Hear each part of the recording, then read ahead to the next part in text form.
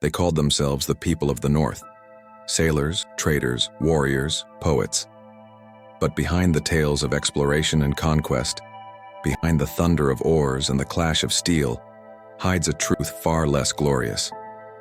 This is the story the sagas rarely tell, the story of how Viking women lived, loved, and survived under a system built for men, by men, and often against them. The world of the Vikings was a land of extremes, fierce winters that froze the seas, summers so short that every sunrise felt borrowed. In that kind of world, survival was the only god that truly mattered. Strength was sacred, and power was everything. And for Viking women, that meant their lives were measured not by their dreams but by their usefulness, as wives, mothers, or prizes of war. When a Viking girl was born, her family didn't celebrate with feasts or songs. She was a blessing, yes, but not always a welcome one. In the dark corners of wooden longhouses, choices were made in whispers, choices about who would live and who would not. Archaeologists have found remains and traces suggesting that in the harshest times, unwanted infants, especially girls, were left to the elements. It was a brutal calculation, one born from famine and fear, not hatred. Still, for many Viking women, life began under the shadow of survival. Those who lived grew up in a world ruled by men. Fathers were the heads of households, wielding the power to arrange marriages as they saw fit.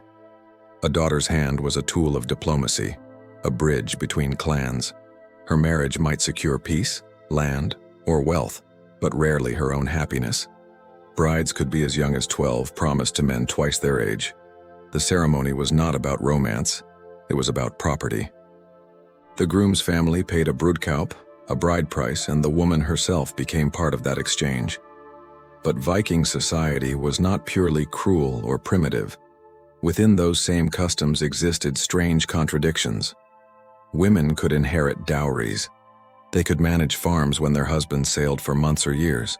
They could demand divorce, something nearly unheard of in most of medieval Europe. If a husband failed to provide, struck his wife too often, or simply neglected her, she could take witnesses, walk out of the longhouse, and declare her marriage over. For a moment, that freedom sounds modern, even empowering. But in practice, few women could use it safely. Leaving a marriage meant losing protection, wealth, and reputation. For most, it was an option written in law but erased by fear, and fear was never far away. Viking law was steeped in honor, and honor demanded punishment. If a woman was accused of infidelity, her fate could rest on rumor or revenge. The sagas tell stories of women whose hair was shorn and whose names were cursed for dishonor. A husband might reclaim his pride not through forgiveness but through vengeance. The violence was rarely recorded in detail, yet its silence in the sagas speaks louder than any words. Still, within that storm, there were women who defied the script. Take the legendary Lagertha, a name immortalized in later chronicles. She fought beside men, leading armies, earning respect through blood and valor. Whether she truly lived or not, her legend reflected something real, that some Viking women stood shoulder to shoulder with warriors.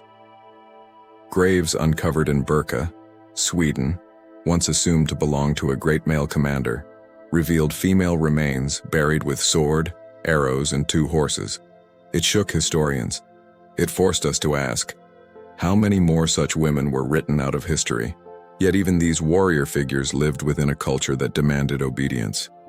While men sailed across oceans, women stayed behind to maintain the fragile heart of Viking life.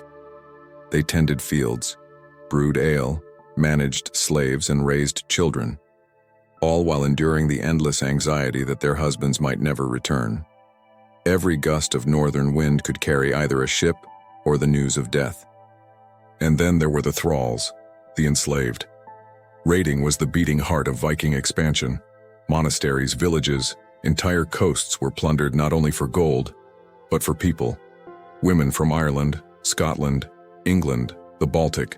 They were torn from their homes, branded as spoils, and carried back across the sea. In Norse law, a thrall was property. Her children were property. Her future was whatever her owner decided it to be. Many of these women became servants, concubines, or laborers in foreign lands. Their voices are almost completely lost to time, their stories scattered like ash across the North Sea. But every farm that grew rich from raids, every chieftain who bragged of his conquests, owed part of that power to their silent suffering. Yet Viking society, harsh as it was, did not see itself as cruel. In their eyes, the gods themselves wove fate with unequal threads. Odin sought wisdom at any cost. Freya, goddess of love and battle, embodied both passion and pain. To the Vikings, power and suffering were inseparable. Women were seen as the keepers of that balance, the ones who endured so that the line could continue. The most mysterious among them were the vulvas, the seeresses. Clad in blue cloaks bearing staffs of iron, they were believed to speak with the gods and see the threads of fate. Even the most ruthless chieftains showed them reverence.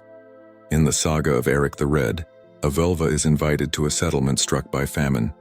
Men bow before her, but she speaks only to the women, drawing strength from their songs to summon prophecy. It was one of the few moments in Viking life where women's voices guided destiny instead of being bound by it. And so Viking womanhood existed in paradox. They could hold land, yet be treated like it.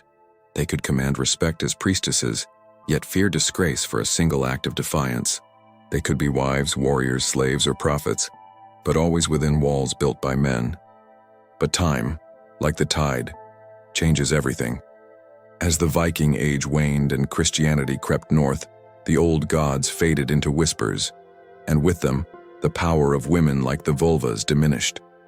The new faith promised equality of souls, yet in practice it tightened the bonds around women's lives even further.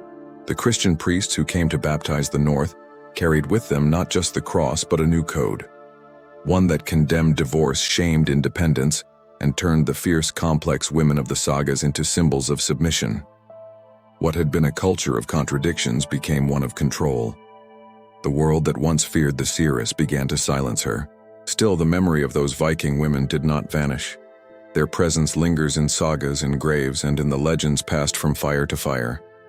Archaeologists have unearthed brooches, keys, weaving tools, and weapons, fragments of lives lived between freedom and fear. Each artifact tells a different story. A key buried beside a woman's bones might speak of authority, the right to lock and unlock the household's treasures. A spindle, of domestic skill and quiet endurance. A sword, of rebellion, or perhaps of honor earned through unimaginable courage. Together they remind us that history is never just written by victors. It is buried with those who endured. When we strip away the myths of Vikings as noble warriors or savage barbarians, what we're left with is something deeply human. A society trying to survive at the edge of the known world, where every decision was a gamble against nature, and power was the only shield. Men sought glory in distant lands. Women bore the cost at home. Their struggles, against hunger, against fear, against the weight of tradition, were the unspoken foundation of every Viking story. Consider the sagas again. The saga of the Laxdæla, Njal's saga, the saga of the Volsungs. Behind the battles and blood feuds are women whose choices steer the fates of men. Gudrun Osvifursdottir, who outwits her enemies through patience and grief. Hallgerdr, whose pride sparks tragedy. Brynhildr, the Valkyrie betrayed by love and destiny. These were not simple background figures. They were symbols of how women's pain, power, and defiance shaped the Viking imagination. Even when written by men, their stories echo with something that refuses to be silenced. Yet for every legend carved in memory, countless real women remain nameless. The farmers' wives who worked through endless winters. The thralls who never saw their homelands again. The widows who defended their farms against rivals. The mothers who watched the horizon for ships that never came home. Their lives were not glamorous, but they were the heartbeat of Viking civilization. Without them, there would have been no voyages, no kings, no sagas. And perhaps that's the most haunting truth. Viking women carried their world on their backs, even as that same world limited their steps. They preserved families, managed trade, and raised generations who would reshape Europe. Yet their names are lost in the wind. They were both the strength and the silence of their time. When we look back now through the lens of centuries, it's easy to judge. But imagine standing in their place. the sky gray and cold, the sea roaring just beyond the fjord. Your husband gone to raid in a land you've never seen, your children hungry, your only protection, the fragile rules of honor written by men who see you as property and necessity in the same breath. What would you do to survive? What would you endure to protect what little power you had left?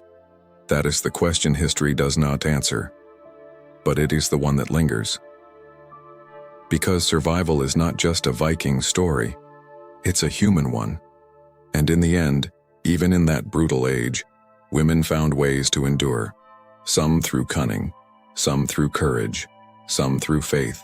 They adapted to a world that was never made for them, and by doing so, they shaped it, quietly, invisibly, completely.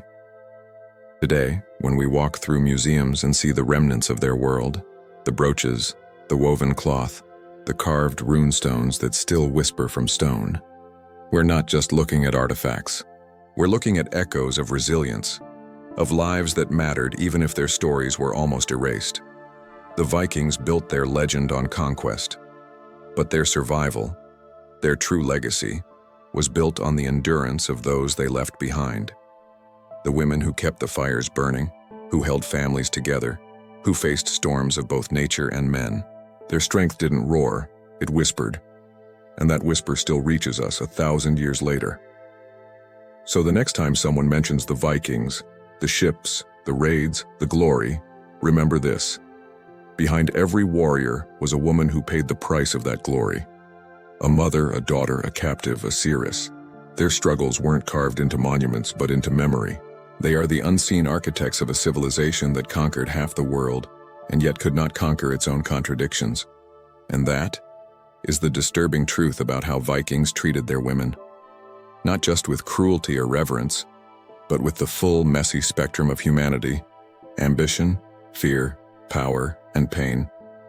It's a story that reminds us how easily freedom can be taken, how strength can hide in silence, and how every age, no matter how distant, carries the same question: who holds power and who bears its cost? Because history is not just a list of battles. It's the sum of every life caught between them. And for Viking women, their fight was never for fame or fortune. It was simply to survive the world the men around them built. If you made it this far, remember, the stories we tell about the past shape how we see the present. If you want to keep uncovering the hidden, the untold, and the forgotten, subscribe to Forum of Time. Because the past isn't dead, it's waiting for us to listen.